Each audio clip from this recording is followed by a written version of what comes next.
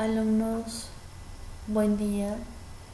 Les doy la bienvenida a nuestro curso de literatura. Hoy día vamos a continuar con el método de interpretación de textos literarios, parte 2.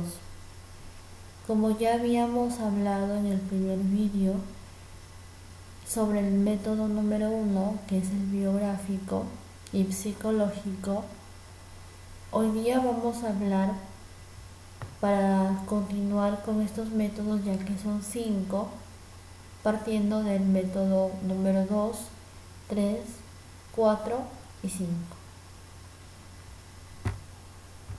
Hablemos del segundo método histórico. El método histórico dice que es la estructura sociocultural que intersecciona la estructura de la interioridad del artista. Por consiguiente, esta estructura también va de la obra.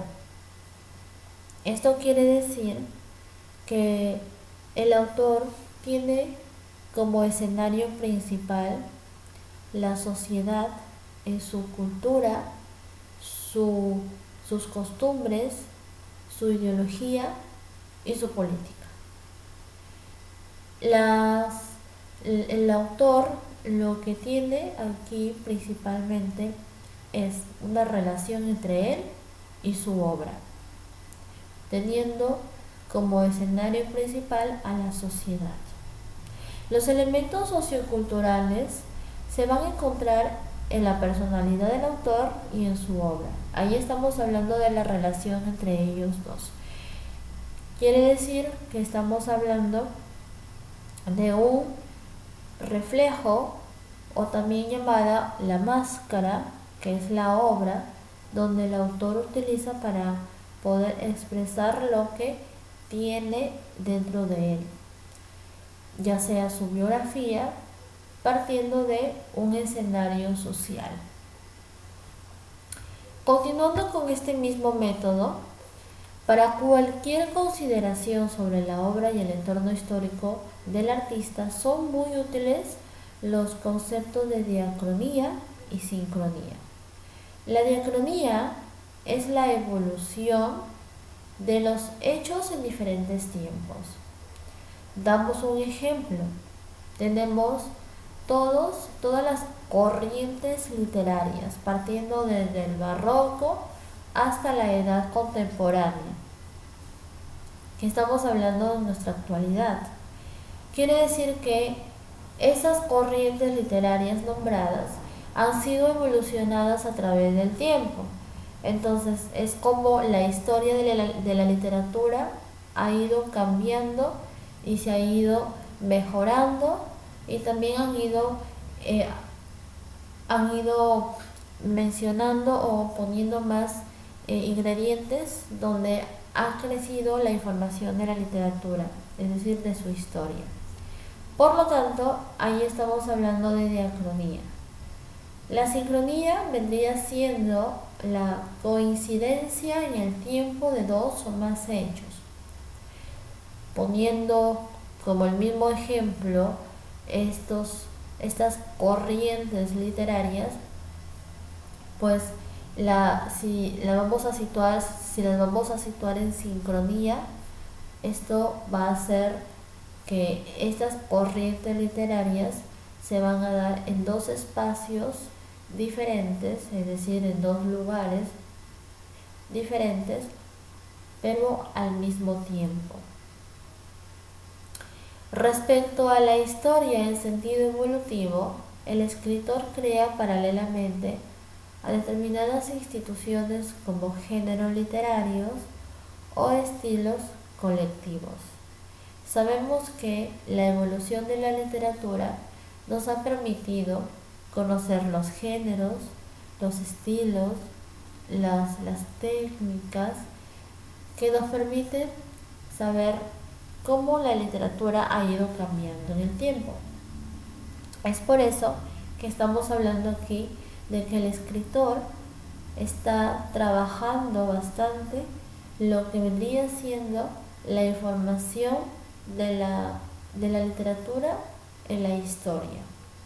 Y esto lo hace porque tiene un escenario principal que es la sociedad, partiendo también de su biografía.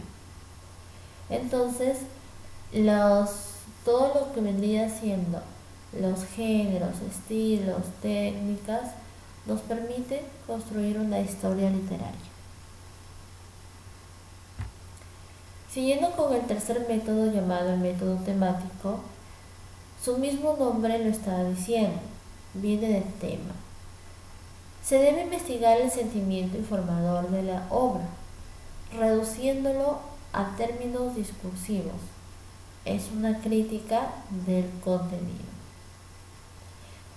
El autor tiene como tema principal dentro de la obra todo lo que vendría siendo con lo afectivo. Cuando nosotros leemos un texto literario, ya sea en forma de verso o en prosa, tiene como contenido principal brindarnos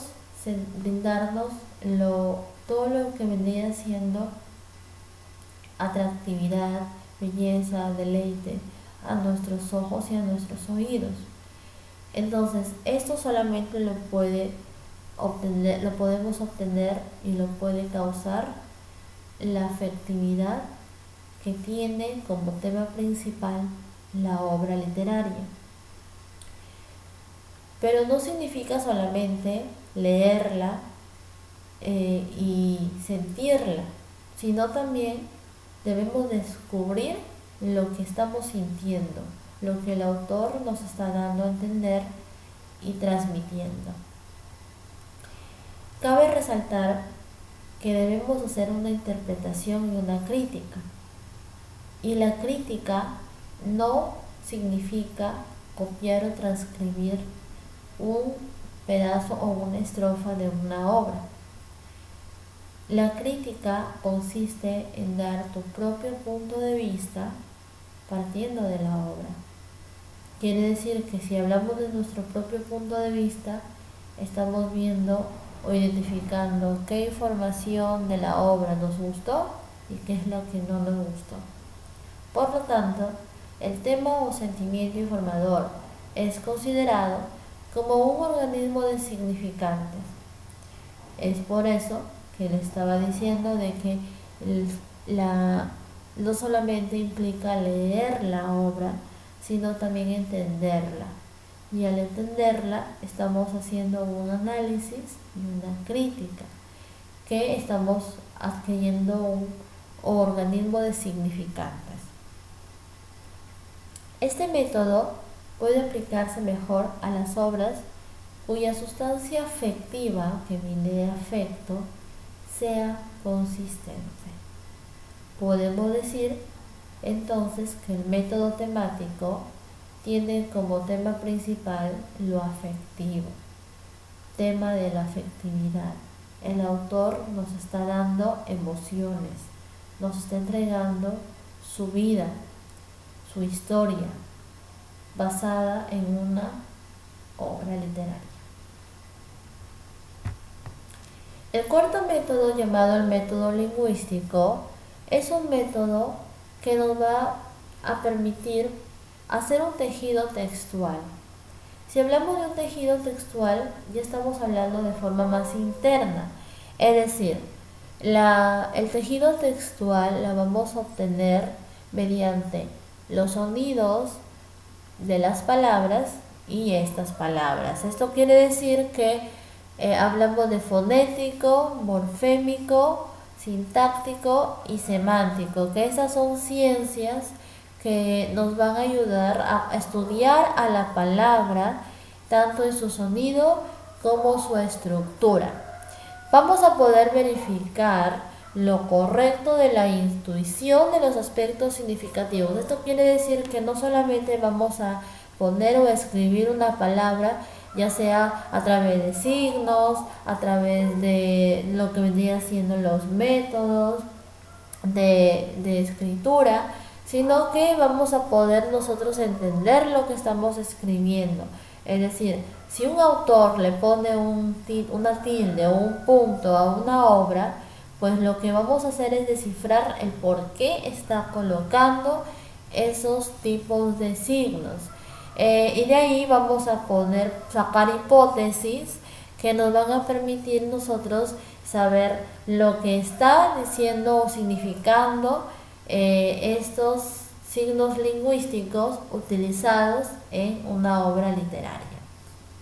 Y por último tenemos el método estructural y semiótico. El método estructural y semiótico lo vamos a trasladar partiendo del método lingüístico, es decir, ya vamos a ver las palabras, lo que vamos a implementar como una estructura literaria. Podemos decir también que la estructura literaria se basa en todos los géneros, se basa en todas las especies, se basa en todas las técnicas que nos van a permitir a nosotros poder saber cómo vamos a construir esta obra literaria. Si bien es cierto, una obra literaria es una estructura que conforma una fuerza estructural resultante de la interacción o tensión dinámica de todo un sistema. Si hablamos de estructuralismo, estamos hablando de un sistema completo de una obra literaria, basándose en las formas de las palabras, el sonido de las palabras y cómo se va a formar. Las diferentes técnicas narrativas nos van a permitir a nosotros saber qué texto estamos entendiendo de una forma y qué texto lo estamos entendiendo de otra forma. Estamos hablando claramente aquí de un género, por ejemplo, un género épico y un género narrativo, que no son los mismos al momento de interpretar por el tipo de lenguaje que estos están teniendo.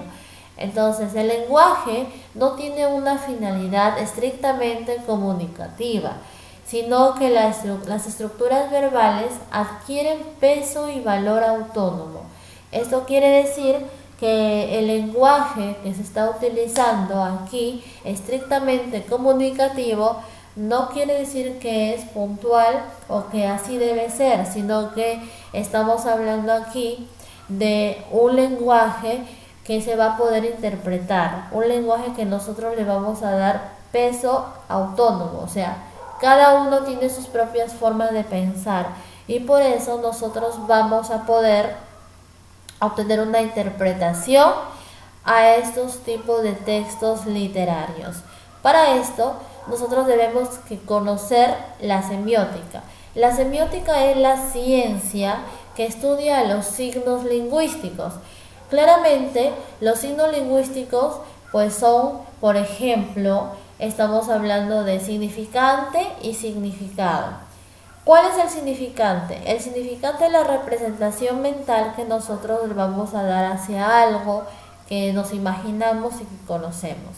Por ejemplo, una bandera o una cruz de color rojo es el significante, o sea, no necesariamente lo vamos a observar o lo estamos viendo, sino que como ya lo conocemos, ya en nuestra mente vamos a hacer una representación mental llamada así. Ese vendría siendo el significante. El significado ya vendría siendo la interpretación o lo que le vamos a dar sentido a ese símbolo. Es decir, estamos hablando de que la Cruz Roja significa una emergencia o el hospital, ¿no? Entonces, aquí estamos viendo el significado. Esa es una semiótica o la semiótica. Es por eso que estamos ubicándolo dentro de la literatura y la función que tiene la semiótica es poder interpretar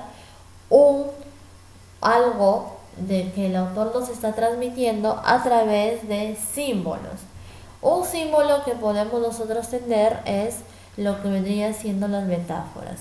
Las metáforas son aquellos símbolos que nos van a dar a conocer un dicho o algo, pero en otra forma o en otras palabras, es decir, en sentido figurado.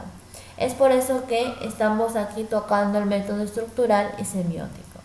Bueno, eso ha sido todo, chicos.